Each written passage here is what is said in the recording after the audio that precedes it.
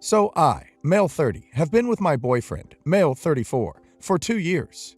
My mother is very homophobic and basically cut me out when she found out I was bi, back when I first finished college. All my life, she would try to control me. She would try to control what I wear, who I hang out with, only to fit her definition of the perfect son.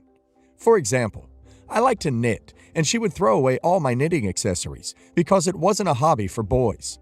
I always told her it's her own fault for sending me to an all-boys school and that I had eyes. My siblings have always been supportive of my lifestyle, and we're very close. My older brother is getting married to his girlfriend of 5 years, and they will get married in July 2022. His fiance is awesome, but her family is also very homophobic. Her mother and mine get along very well and do many activities together. I have gone LC with my mother over the years. I love my brother's fiance, but she has a tendency of trying to please everyone around her, which means that when I got my invitation for the wedding, lo and behold, it was the only one with no +1. At first, I thought it was a mistake, so I contacted his fiancée, since I knew she was the one taking care of the guest list and the RSVP. And she told me that they had to cut down the number of invitations because of pandemic. But I checked with my siblings, and all of them got a +1. This really upset me and my boyfriend, since he is very close to my brother. They went to uni together. I contacted my brother, who of course had no idea that I didn't have a +1, and told me he'd take care of it. I then received a bunch of text messages from my sister-in-law, berating me for talking to my brother, and that I should have just taken the one invitation. She told me she did this to prevent any problems with me and her side of the family, and my mother. She also told me that she didn't want me and my boyfriend to be the center of attention at her own wedding. She told me that she'll give me the +1, but that I'll be ruining her wedding. I've talked to friends and my siblings, and they're mostly on my side. But some have told me that it's her wedding, and that she has the right to invite who she wants. I think I might be the a-hole, because my mother's subtle homophobic remarks don't affect me anymore. But I don't think it'll be fair to let my boyfriend be subjected to them, and her family's homophobia. And that it is indeed her own wedding. Not the a-hole. OP, please show your brother the text she sent. He sounds like a very caring person who loves his little brother and his boyfriend. I don't think you would want to marry someone who would treat you like this. Edit. I noticed some of you questioning my use of the word lifestyle. And honestly, it's how I've always referred to my life. It's how my mother always referred to my life growing up, and it stuck with me. I feel like it's something I internalized. But I see how it can be detrimental to our identity. Edit 2. I haven't shown my brother the texts yet. My boyfriend and him are supposed to have a gaming night in a couple days. My boyfriend and I discussed what we should do, and we'll talk to him after. I think you're right, and that I should show him her texts. Update. After my boyfriend and my brother had their gaming night, my boyfriend called me over to our gaming room, and we talked to my brother. We told him we both loved him, but decided not to attend the wedding. My brother was obviously upset, until I showed the advice of many of you guys and showed my brother my future sister-in-law's texts. To say he was livid was an understatement. He actually called up my sister-in-law in front of us and demanded that she apologize to both me and my boyfriend. She did, but defended what she did and explained her reasons to my brother, the same reasons she gave me when I first confronted her. He tried to argue with her, but she told him that she'd talk to him once he came back home, and hung up. It took some time, but my boyfriend was able to calm him down, and we talked about everything. He told us he completely understands if we decided not to attend, and that he would never hold it against us, even though he would love for us to attend. He told us he would never want us to degrade ourselves just for his fiance's happiness. He ended up spending the night at our house because I didn't want him driving when this upset. In the end, we couldn't sleep, and we talked almost all night. He told me that he sees my sister-in-law in a new light now, since he feels like her family will have too much power over their relationship. Our mother knows she doesn't have that kind of power over us, but she's scared that his mother-in-law would try to control his future wife. In the end, he told me that maybe he didn't want to attend his own wedding. I told him to get some rest and to really think about it before doing anything reckless. He slept until 1 p.m. and then went back home. We got a text a few days later telling us the wedding was officially on a hiatus and that my brother and his fiancée are on a break. We told him that he could move in with us for now if he needed space from his fiancée, and he agreed. In the end, both my boyfriend and my brother told me I did the right thing by showing him the texts, because he deserved to know who he was about to marry. In June 2015, My brother and I found out that my mother's uncle, who had passed away only a few years before his wife, had left my brother and I his share of their estate. This includes their Brooklyn home, as well as any remaining funds, after all others on the will have been paid, as well as debts and outstanding taxes. The estate is split 3 ways, between myself, my brother, and the aunt's nephew. The estate attorneys have informed us that the entire estate was worth about $3 million USD. My brother and I each received an initial payout of $150,000 in July. The attorneys are waiting to pay taxes, debts, etc., to disperse any more funds. The estate attorneys accidentally sent our checks to our parents' house, and this is where things got bad. My parents currently owe the IRS about $1,300,000 USD. This is due to 10 years of fees, accumulating interest, and basically ignoring paying the IRS. My mother also spent 2.5 years in prison for this case.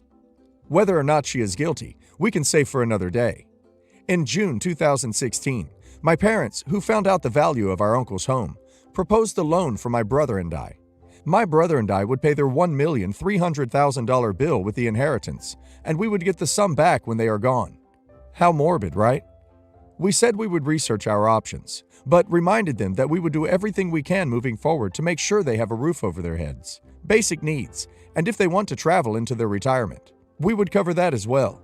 Come July, when the check showed up at their house, I drove down to their home to have a conversation with them about this with my brother on the phone. I had consulted with an attorney, and in sum, his advice was, do not get involved in this with your family. If they take a loan, you will have to be ready to go so far as to repossess their home. If you gift the money, you will need to work with a team of attorneys and accountants to make sure you are covered, and even then, the money will be all gone. My parents came back with ideas like, well, if we just say it's a loan, which I quickly explained is not something I am interested in getting involved in. This turned into my dad speaking down to us, essentially in my face, screaming and rolling his eyes. My mother called me afterwards and told me that my dad was not going to hide his feelings about me after the incident for my wedding. In September, and she distanced herself as well. They came to my wedding, and things were about as awkward as expected. I could not get a hold of them before my wedding. They would not answer calls or return them. When they found out that I had said hello to my future mother-in-law before them, it got much worse. I was all around very hurt. I was ready to put everything aside and get on with the wedding, and I thought they might be excited for me. My husband and I paid for our entire wedding. In speaking with my mother afterwards, she was upset about X, Y, and Z, that she was a guest at her daughter's wedding. The photographer didn't get the picture she wanted. She never told me this until afterwards. And basically, things didn't go the way she wanted. I was very hurt, but again, I was ready to move on. Now, I think her hurt may have been her putting her guilt on me. She acknowledged my father, her husband, owed me a few apologies at this point, and she was not willing to challenge him on it. After our honeymoon, my parents called to get to business.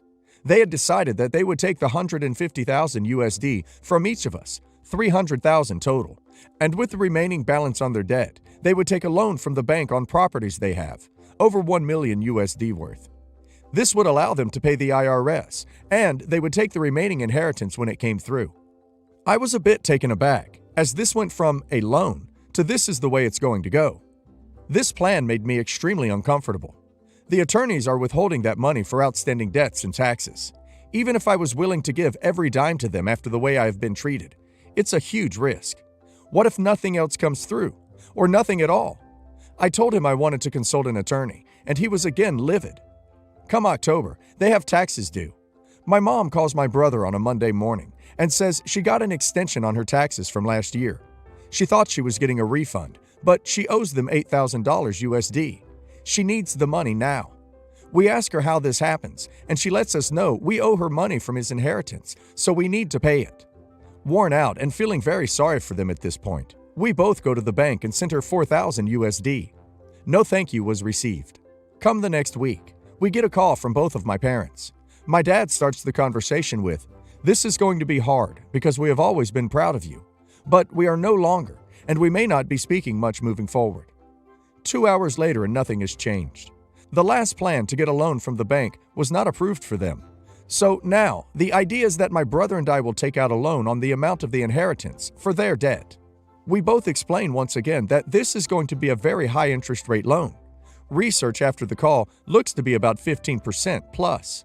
That my brother and I cannot risk bankruptcies for this plan if the money never did come through, and that if they sell their properties, they will be out of debt with the IRS and we can help them with expenses afterwards. We are told, essentially, it should be their money, and so anything else is our moral failing. We try to provide options for how this money can help all of us as a family. My brother and I put ourselves through school and have student loans we would like to pay off, and still be able to help my parents without throwing away a large sum to essentially a payday loan. Again, my dad is livid, and the conversation ends. We have not spoken since. At this point, I am strong enough to say no. I will not risk our future for a 500,000 USD plus loan on a sum of money that may or may not come through. I am hurt that they would propose that, understanding the desperate situation that they are in. And even more so, I am hurt that they would let this destroy our relationship. I know we will never be as close as we were, but my brother and my parents are my only family. I understand that my hands are tied, and I wish that they did too. But to be honest, after the way I've been treated, they could not even put their jealousy aside for my wedding. I am less and less inclined to help. That being said, the holidays are coming up, and they are my parents. Do I reach out? What do I do? Do I let these holidays pass and hope that they will eventually see that they can pay their debts and my brother and I can help them if they need in the future?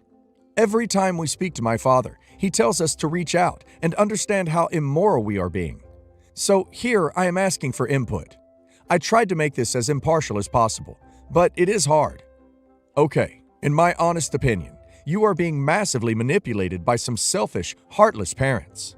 I would never give up my inheritance because they put themselves in debt. This situation is of their own making, and you owe them nothing. Note that there is a reason you were left that money. Likely because the uncle knew they are irresponsible people. I would cut off contact with them for a while because no good is coming from it. I would also communicate this position to my brother.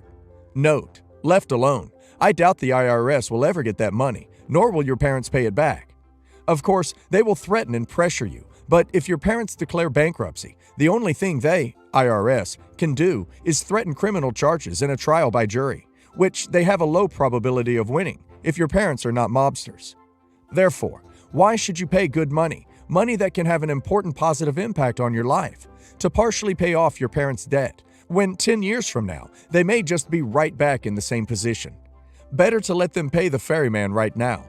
Tough love. Don't give in. I have a pretty strained relationship with my husband's mom, and we are pretty low contact as of right now.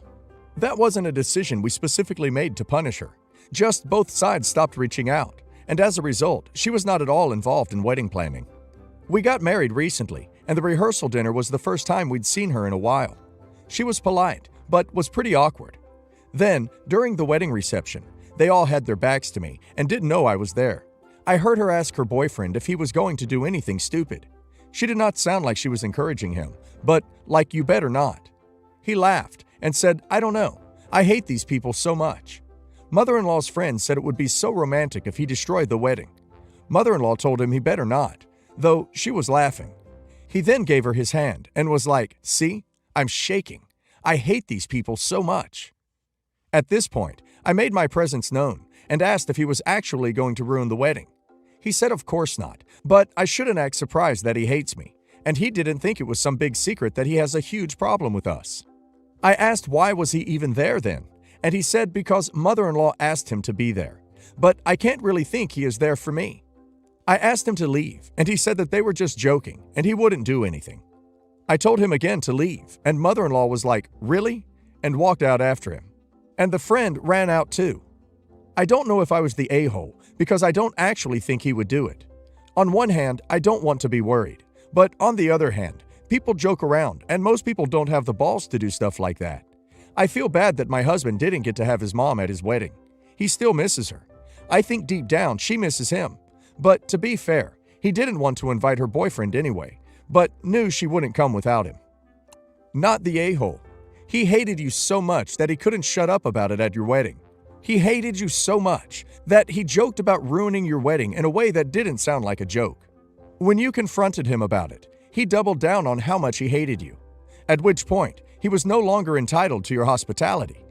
Because people who accept an invitation to an event also accept that certain behavior is expected. Your mother-in-law thought it was funny that he spoke about you that way, and thought it was a funny idea that he might wreck your event in some fashion.